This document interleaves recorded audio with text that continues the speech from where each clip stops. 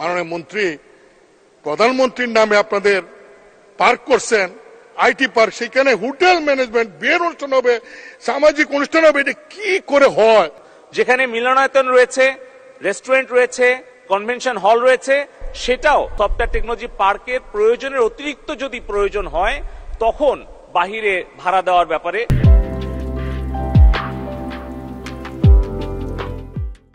পার্কের আয়ের মাত্র 18% সরকার পাবে, বাকি 82% পাবে লেক সিটি, এই যে টেক সিটি।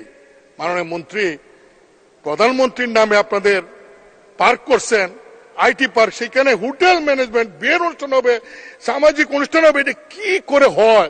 আবার ব্যবস্থাপনা আপনারা করলে সমস্যাটা কোথায়? একটা থার্ড পার্টিকে দিচ্ছেন, যারা এটি ইনকাম করে 18% আপনারা পাবেন আর বাকিরা তারা পাবে।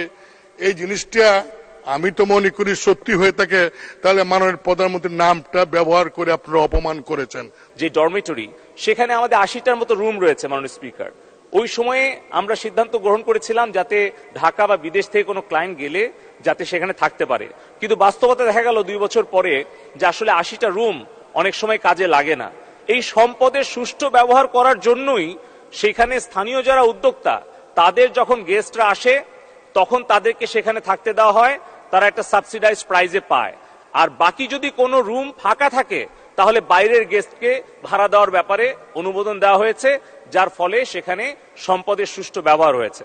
যেখানে মিলনায়তন রয়েছে, রেস্টুরেন্ট রয়েছে, কনভেনশন হল রয়েছে, সেটাও একই রকম ভাবে ওই সফটওয়্যার টেকনোলজি পার্কের প্রয়োজনের অতিরিক্ত যদি প্রয়োজন হয় তখন বাহিরে ভাড়া দেওয়ার ব্যাপারে সিদ্ধান্ত হয়েছে। আর চতুর্থ কম্পোনেন্ট হচ্ছে আমাদের ওখানে ডেটা সেন্টার স্থাপন করা হয়েছে।